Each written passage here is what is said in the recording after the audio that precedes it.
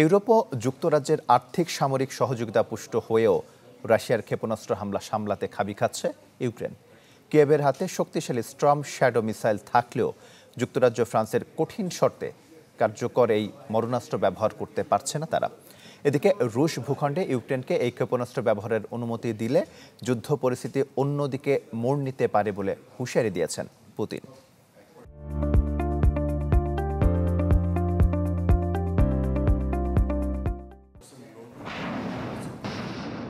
চলমান যুদ্ধে রাশিয়ার একের পর এক শক্তিশালী ক্ষেপণাস্ত্র ইউক্রেনের সামরিক অবস্থানে ব্যাপক ধ্বংসযজ্ঞ চালাচ্ছে। হামলায় উচ্চ ক্ষমতা সম্পন্ন স্টর্ম শ্যাডো ক্ষেপণাস্ত্রও ব্যবহার করছে পুতিনের সেনারা। ইউরোপ ও যুক্তরাজ্যের আর্থিক সামরিক সহযোগিতা পুষ্ট হয়েও এসব হামলা সামলাতে খাবি খাচ্ছে ইউক্রেন। ইউক্রেনের হাতেও আছে এই শক্তিশালী Sturm shadow missile. Sturm shadow হলো একটি অ্যাংলো ফরাসি অত্যন্ত শক্তিশালী ক্রুজ মিসাইল। শক্তিশালী বাংকার সহ গোলাবারুদের নিরাপদ ভান্ডার ধ্বংস করার অন্যতম অস্ত্র হিসেবে বিবেচনা করা হয় এই ক্ষেপণাস্ত্রকে। যুদ্ধবিমান থেকে ছোড়া এই ক্ষেপণাস্ত্র প্রায় শব্দের গতিতে লক্ষ্যবস্তুতে আঘাত হানতে সক্ষম।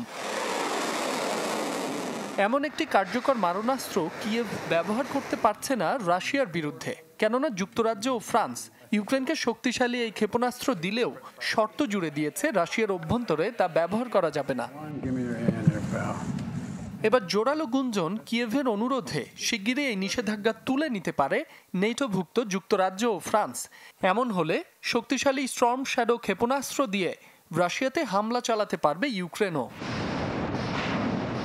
এদিকে ইউক্রেনকে পশ্চিমাদের তৈরি দূরপাল্লার ক্ষেপণাস্ত্র ব্যবহার করে রুশ ভূখণ্ডে হামলার অনুমতি দিলে সরাসরি যুদ্ধে জড়াবে পশ্চিমা বিশ্ব, এমন হুঁশিয়ারি দিয়েছেন রাশিয়ার প্রেসিডেন্ট ভ্লাদিমির পুতিন।